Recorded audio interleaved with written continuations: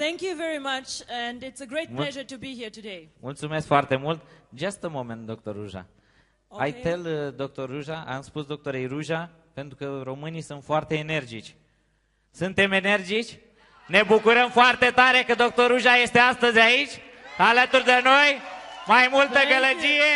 Hey! Am spus că vom face gălăgie, va fi nebunie la București. I tell you we'll be crazy in Romania. Let's make crazy. Let's make... Hai să facem nebunie. Hai să vedem toate mâinile în aer. Moldova e aici, Ucraina e aici, Spania, Anglia is here. Dr. Ruja, fondatoarea companiei, este aici. Este cea mai dinamică persoană din lume. This is the energy. Yes. Mulțumim mult. As I said, thank you very much for the invitation. Mulțumesc foarte mult pentru invitație. And I want today to do 3 things here. Și aș vrea astăzi 3 lucruri să vă spun. First of all, I would like to say a few things about Romania and Eastern Europe, because you all know that we come from a neighbor country and Eastern Europe is a very interesting and good market for everyone. În primul rând, aș vrea să vă spun câteva cuvinte despre România și despre piața de sud-est, pentru că este o piață destul de bună din care vin. Second, I would like to give you some news on the company. Where do we stand? What have we done? What are the plans? În al doilea rând, aș vrea să vă spun niște noutăți despre companie, ce are de gând și unde vrea să ajungă. And then I would like to speak about my favorite topic, which is cryptocurrency still. Yeah? Și în al treilea rând, aș vrea să vă vorbesc despre subiectul preferat, care este cryptocurrency, criptovaluta. So, about Eastern Europe, about Romania. În legătură cu Europa de Est, în legătură cu România. 6 weeks ago in December, I was guest at the Economist Forum. Acum 6 săptămâni am fost la Forumul European. And before me speaking, there were 2 gentlemen from the European Bank for Development and from the World Bank. Și acolo erau niște domni care vorbeau despre evoluția banilor. And when I listened to their speeches, what is waiting for us in the region in terms of economic development, politics, I got very scared. Când am auzit despre ce gânduri au cu regiunea noastră economică, o politică, am fost chiar speriată. I felt scared to live in Eastern Europe. Am fost speriată pentru că trăiesc în Europa de Est. And when I went on stage, I said, I do not believe that we have to copy Western Europe, the US, or other countries.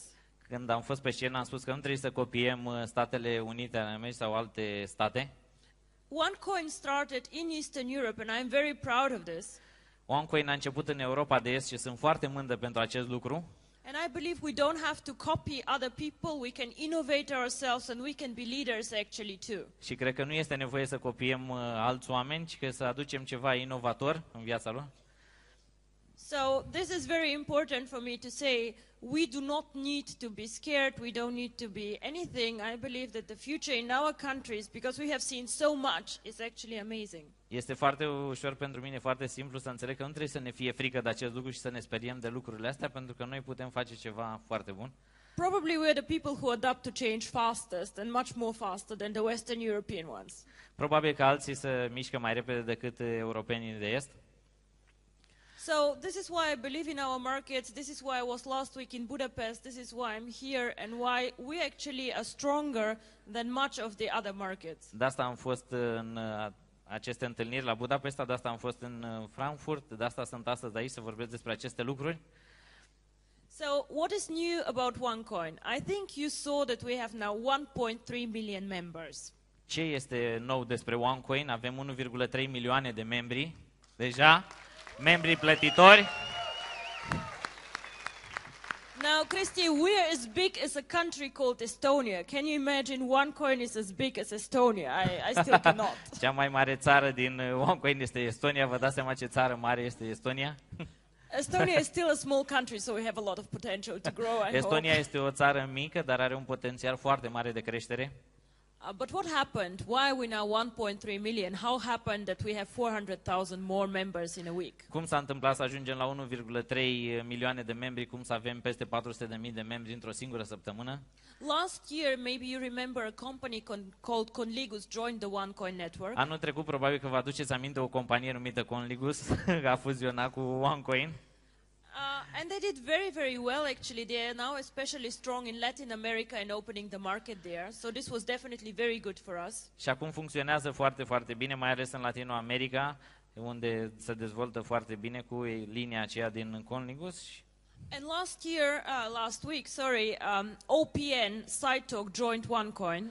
Săptămâna trecută OPN s-a alăturat echipei OneCoin. Years ago, this company had about 10 million members. Acum avem 10 milioane de membri. And they are one very, very good and very technological company.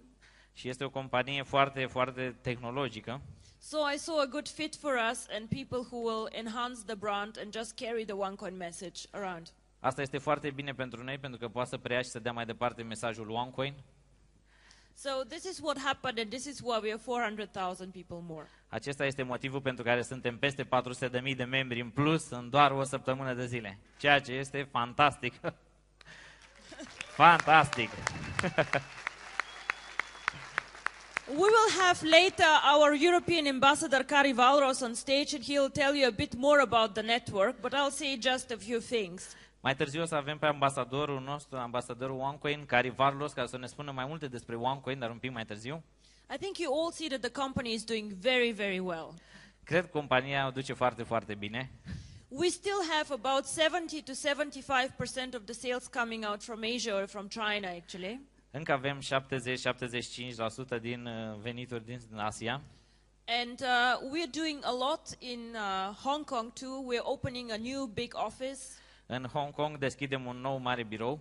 And if we want to make this coin big and global, China is a very, very interesting and important market for us. Dacă vrem să facem această monedă foarte puternică, China este o piață foarte interesantă pentru noi. We have opened last December Latin America, Brazil, Mexico and Colombia. Am deschis anul trecut în America Latină, Brazilia, Mexic, Columbia.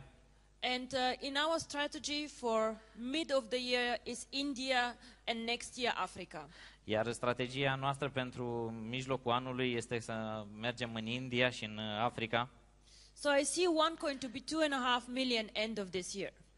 Deci vom avea la sfârșitul anului minim 2,5 milioane de membri.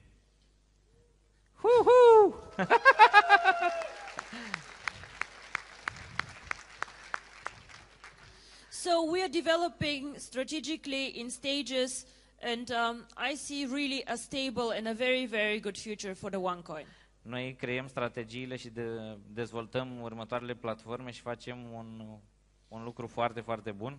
So I will not speak too much about the compensation plan. I can say only two things. First, nu o să vorbesc foarte mult despre planul de compensare și despre chestii. So the first thing I can say about the compensation plan, it's so simple that even I, who is not coming from network marketing, understands it. Planul de compensare este așa de simplu că până și eu îl înțeleg, care nu avem nicio treabă cu network marketing-ul. And the second thing is, it works. Și în al doilea rând este funcționează. Funcționează. I see every week between 300 and 400 people maxing out on the bonus plan. Văd în fiecare săptămână între 300 și 400 de persoane care maximizează planul de compensare. So this is important for me to know that the network is happy and that it works. Asta este important pentru mine, să văd că rețeaua este fericită și funcționează.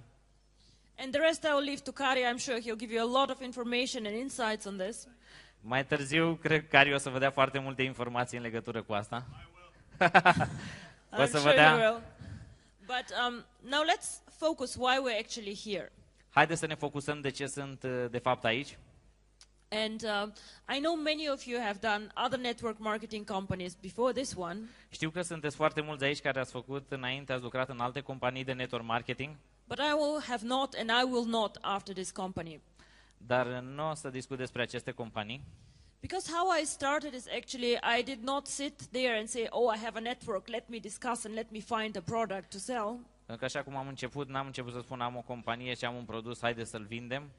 But I was thinking about cryptocurrency and the best distribution model actually to bring it to the world. Și m-am gândit la cea mai bună metodă de distribuire a criptovalutei în piață.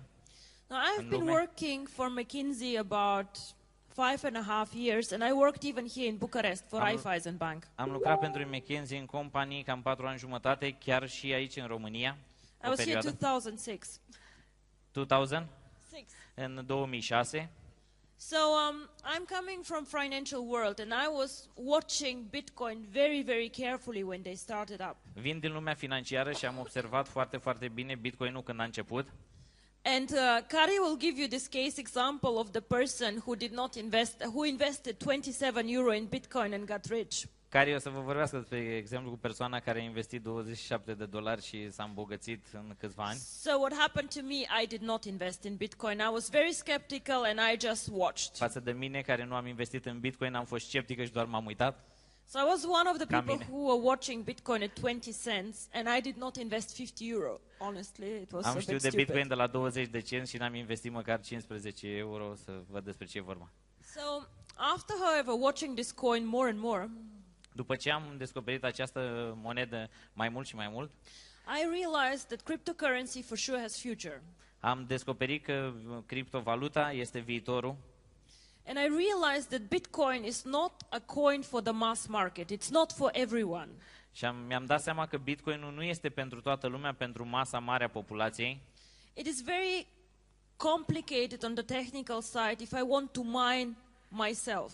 Este foarte complicat dacă eu vreau să minez după această monedă, nu este chiar așa simplu. It is already in a stage of maturity where the development is not that fast and the opportunity already is not as interesting. Este momentul în care oportunitatea este matură, în care nu mai este așa mare investiția, așa bun randamentul pentru acest lucru.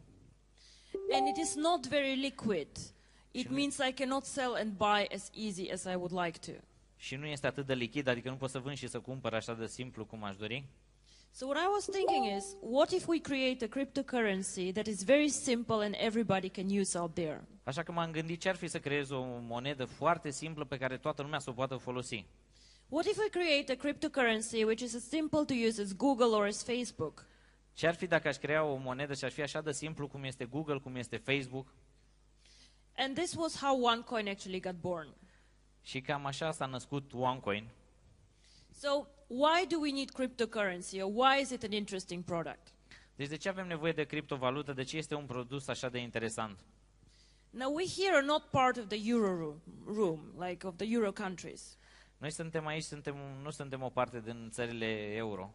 But let's say you live in Germany, you can send very, very easy and very fast money to France or to other Euro countries. Să spunem că trăiești în Germania și vrei să trimiți euro foarte ușor către Franța, către altă țară din Comunitatea Europeană, e foarte ușor. And even if we're not in the Euro room, it's quite simple to send money around to Europe. Și chiar dacă nu ești în Uniunea Europeană, e foarte simplu să trimiți bani în Europa. And the world is becoming smaller and smaller and more global, so money flows around in different countries. Banii funcționează și se duc pe tot globul din ce în ce mai mult. But I see here my friend Pavel from the Ukraine. Now, Pavel, how easy is it for you to send money to me to Sofia? It's almost impossible, right? Aici văd pe prietenul meu, Pavlo, din Ucraina, care trebuie să trimită bani către Sofia. Cum e asta? Este aproape imposibil. Now, it's the same for China, it's the same for Thailand and La for fel many este other și pentru countries. China, la fel este și pentru Thailanda. So these countries, or India, for example, too, yeah? Aceste țări ca India, de exemplu, So in these countries, traditional cryptocurrency is very strong. în aceste țări, tradiția în cryptocurrency este foarte solidă. Because cryptocurrency, you can imagine, as a parallel banking system where you can make payments to other people and send money. Pentru că poți foarte ușor face plățile de la un om la altul în acest sistem. Cryptocurrency is not dependent on governments. Criptovaluta nu depinde de un guvern. And cryptocurrency gives you security from third parties and inflation. Și îți oferă siguranța pentru că această criptovalută nu are parte de inflație. And I think many of us remember the old days where we had the big inflation and the difficulties with this. Cred că cu toții ne aducem aminte de momentele în care era inflația destul de mare și ce dificultăți aveam atunci. So why cryptocurrency is interesting and valuable is because it can create a payment system parallel to the governments. De ce criptovaluta este interesantă? Pentru că ea creează valoare, pentru că este independentă de către guverne. And now all of you here ask yourself probably the question or get asked by friends, why is cryptocurrency valuable? Cred că cu toții ați spus această întrebare sau auzit la prietenii voștri, de ce criptovaluta este valoroasă? And I have to be very honest with you. Cryptocurrency itself has no value at all. Și trebuie să fiu foarte sinceră cu voi. Criptovaluta nu este valoroasă deloc. So Christy and I can sit now today and within 30 minutes I can create Christy coin. Și eu cu Cristi pot stau acum 30 de minute și să creez Cristi Coin. Interesant. But this coin has no value. Why? Însă această monedă nu are nicio valoare. So there are two things that make a coin valuable or cryptocurrency. Sunt două lucruri care fac valoroasă o criptovalută. One is the brand. Unul este brandul. So you all will go and buy a Coca-Cola and not some organic thing that somebody brews in a back Una este court. să cumperi Coca-Cola și alta este să cumperi nu știu ce produs organic de care nu știe nimeni. Why? Because Coca-Cola is a well-known brand. De ce? Pentru că Coca-Cola este un brand foarte puternic. So it's the same with Bitcoin. Everybody knows Bitcoin. This is why most of the people will go and buy Bitcoin and not one of the master coin or whatever coins out there. La fel este și cu Bitcoin-ul. De asta toată lumea folosește Bitcoin pentru că este renumită. Nu știu ce să ia Mastercoin sau Cristi Coin, da? Și folosește Bitcoin pentru că este cea mai renumită. And this is why the 400,000 people who joined last week made our coin more valuable, because more people now know OneCoin. De asta cei 400.000 de membri, peste 400.000 de membri care s-au alăturat săptămâna trecută, fac mai valoros brandul nostru pentru că suntem deja mult mai cunoscuți și mai puternici. So with every person joining our network, Fiecare persoană care intră în rețeaua noastră, and regardless if it's in your downline or in China or in Latin America, this coin gets more and more valuable. chiar dacă este în echipa ta sau este în downline-ul altcuiva în China sau în altă parte, el face această monedă mult mai puternică pentru noi. And this is a bonus we don't put on the slides, but actually every person joining the company makes your coins more valuable. Asta nu punem pe slide-urile care le-ați văzut, însă fiecare persoană care dezvoltă această oportunitate OneCoin face această monedă mult mai puternică. And this is why I'm not scared if a company called TwoCoin comes now on the market, because we have 1.3 million user already. De asta nu sunt speriată dacă apare o altă monedă, două monede pe piață, pentru că noi suntem 1,3 milioane de membri plătitori astăzi. These people have a lot of catch up to do if they want to catch us. Oamenii ăștia au mult de lucru dacă vor să ne prindă din urmă. So first of all, the brand. Okay, this is simple and easy. În primul rând să vorbim despre brand, asta este simplu și este ușor de înțeles. But the second part is much more important. Dar a doua parte este mult mai importantă. I believe that the cryptocurrency cannot have a stable and big value unless it can be used every day. Cred că o criptovalută nu poate avea o valoare stabilă și sănătoasă dacă nu este folosită peste tot. So what is our biggest task as a company, I believe, in the next 2 years, Care marea sarcină noastră a companiei în următorii 2 ani is to make our coin really, really usable in everyday life. să facem această monedă folosibilă în fiecare zi. Now, if you look at Bitcoin, I believe that Bitcoin is not very usable. It's Dacă voi- popular, but not usable. Dacă vă uitați la Bitcoin, văd că este folosibilă, însă nu este chiar așa de folosibilă. So there are about 30,000 or 50,000 merchants taking Bitcoin. Nobody knows how many. Probabil sunt 30.000, 50.000 de comercianți care acceptă Bitcoin, nimeni nu știe cât sunt exact. But what if I want to buy a pair of shoes and not, what to say, electronic books at an online merchant? Dar dacă vreau să-mi iau o pereche de pantofi sau ceva electronic care nu este, de exemplu, pe platforma aceea, So I cannot use Bitcoin wherever I want. deci nu pot să folosesc Bitcoin oriunde vreau eu. Now my vision for OneCoin is the following. În viziunea mea pentru OneCoin este să o facem folosibil peste tot. You all saw the One Card, right? The Mastercard. Avem toți cardul nostru, Mastercard.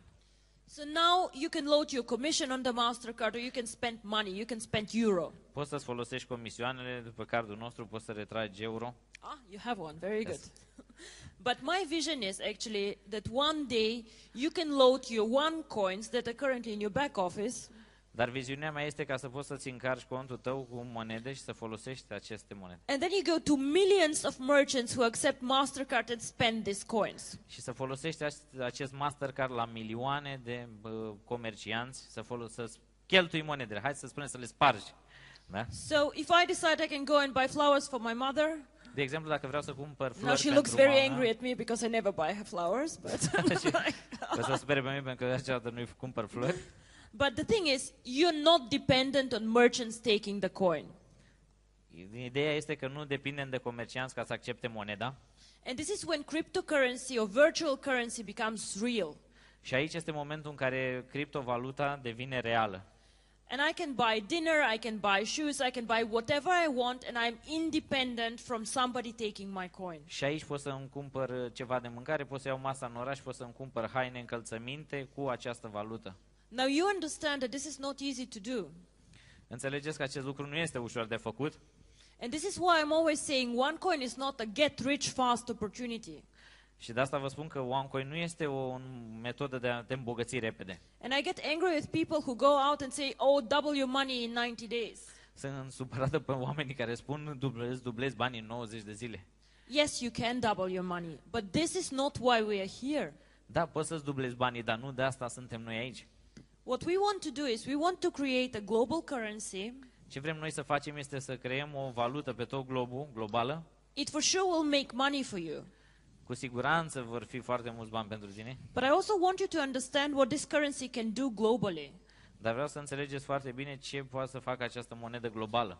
Now imagine there are 2 billion of people currently who cannot use banking services. Imaginați-vă că sunt 2 miliarde de oameni care nu pot folosi sistemul bancar. For example, people in Africa or in India. De exemplu, persoanele din Africa sau din India. These people are too poor to be interesting for banks. Aceste persoane vor fi foarte interesante să cumpere de la noi. They do transactions for 50 euro, for 20 euro, and banks do not want to bother with them. Fac tranzacții pentru 50 de euro, 25 de euro și băncile So nu where vor. do these people go to? Deci unde se vor duce oamenii? These people go actually mostly to Western Union. Cei mai mulți se duc la Western Union. And Western Union charges the poor and the people with the small transactions actually the highest fees. Și Western Union încarcă contul acestor tranzacții cu un And comision. I do not see cryptocurrencies so much as competition to banks, but I see myself actually as a competitor to Western Union. Deci criptovaluta nu este o competiție pentru bănci, este o competiție pentru Western Union. Because just imagine somebody working in Singapore and wanting to send money to his wife in India. Imaginați-vă că cineva lucrează în Singapore și vrea să trimite bani acasă soției. He can send maximum $600 to the wife. Poate să trimită maxim $600 soției, It takes time, durează timp and the charges are very, very high. și comisioanele sunt destul de mari. Now let's imagine this person sending OneCoins. Haideți să vedem aceeași persoană cu un OneCoin. The fees are lower. Davis? The fees, the money that he The pays. money. Yeah. Administrativ. Okay. And it takes 10 minutes. Every blockchain makes transactions. Fiecare lanț de minare durează 10 minute And the lady can take the money out in 10 minutes, either with the card or just cash this out. și el poate să aibă banii, indiferent cash sau card. And this is why we're serious competition. Și aici suntem o competiție serioasă. We also develop an application for the very, very old phones. I don't know who remembers and who has these very old Nokia phones. În același timp dezvoltăm și o aplicație pentru telefoanele foarte, foarte vechi. Cine The cunoaște dinosaur Nokia? of cell phones. Telefoanele acelea dinozauri, mici așa. So a lot of people in Africa still use them. Multă lume în Africa deja folosește aceste telefoane. So just imagine having an application on these phones that are not smartphones. Vă dați seama cum ar fi o aplicație pentru aceste telefoane care nu sunt smartphone-uri? And you can send money from A to B. Wow! Și poți să transferi bani din punctul A în punctul B. Cu dinozaurii ăia așa de telefoane, poți să transferi OneCoin. Wow! Amazing! But now, Christy, you ask me, listen, I live in Bucharest, why do I care about Africa? Who cares? Like, Cei mai mulți o să zică, dar locuiesc în București, ce mă interesează de Africa? so, and as I know your account, if I go in your account, you have quite many OneCoins. Dacă merg în contul vostru și văd câte monede aveți, So these are the people actually who need these coins, who will use these coins. e vorba despre cine folosește aceste monezi, cine are nevoie despre aceste monezi. Most of our people here in Europe act more as investors. We collect the coins, Cei mai mulți oameni de aici din Europa sunt investitori. Noi colectăm monezile and what will happen, these people who use them have to buy the coins from somewhere. și ce vor face oamenii care au nevoie de ele, va trebui să le cumpere de undeva. And this is you. Și ăștia suntem noi. So what happens is actually we create a global currency that people want to use. They don't want to hoard and just hide in their back office, Noi vom crea o monedă care să fie folosită la nivel global, nu doar să o țină în buzunar, but they want to use it. dar pe care vor să o folosească. So what I believe is that our coin can fly and can be very, very big because we have a strategy how to use it. Eu cred că moneda noastră va zbura foarte, foarte sus pentru că avem o strategie solidă de a face acest lucru. So I'm always asking, what is more valuable, a knife or one of these gold coins that we have, like for 750 euro? Așa că mă întreb tot timpul ce este mai valoros, o monedă sau o monedă în aceasta de aur de 750 de euro. So most people take the gold coin. Cei mai mulți cred că o monedă de aur. Corect?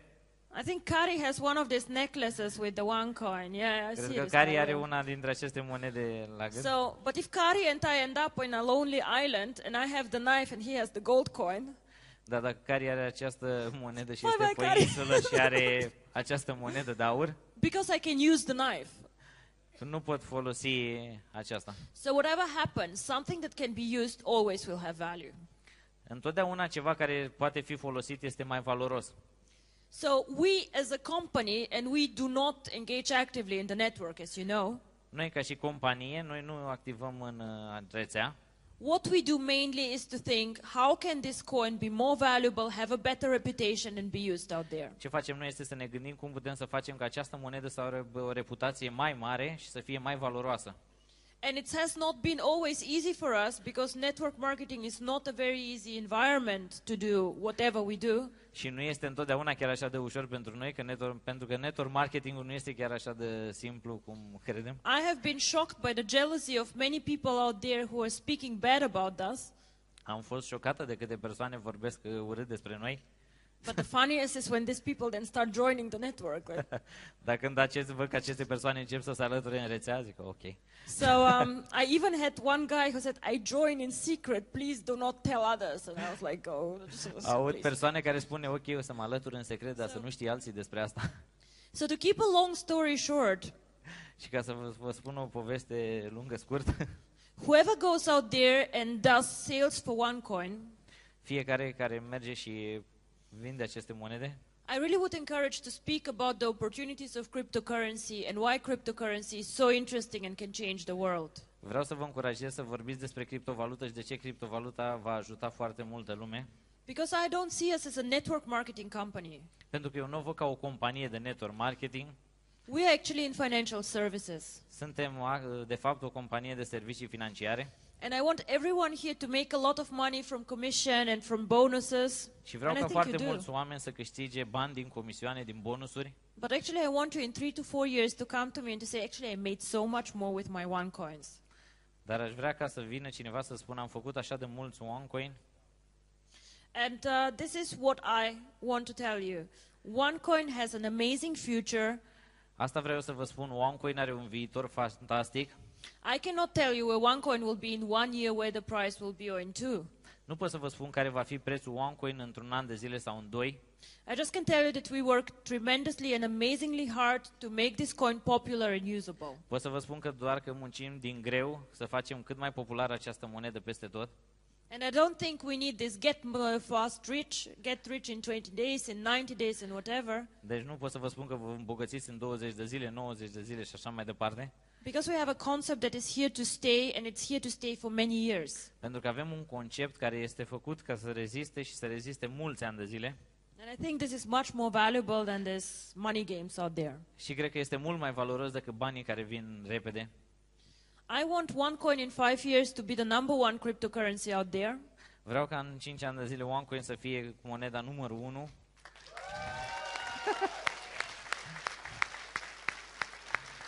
And I think my biggest satisfaction will be when also the financial media and the experts out there realize what we actually have done. Și satisfacția mea cea mai mare va fi atunci când canalele media vor vedea ce am creat noi de fapt. And what we have done is actually only because of you here. Și ce am creat este de fapt datorită vouă care sunteți astăzi aici. And for this I would like to say thank you very much. Și pentru asta aș vrea să vă mulțumesc foarte mult. Now keep on growing the network, keep on mining the coins, please. Continuați să măriți echipa, să minați după monede. And we do also our best to support you and to make a good environment to work. Și Thank noi you vom very face much. tot ce ține de noi să vă ajutăm, să vă sprijinim. Vă mulțumesc foarte, foarte mult!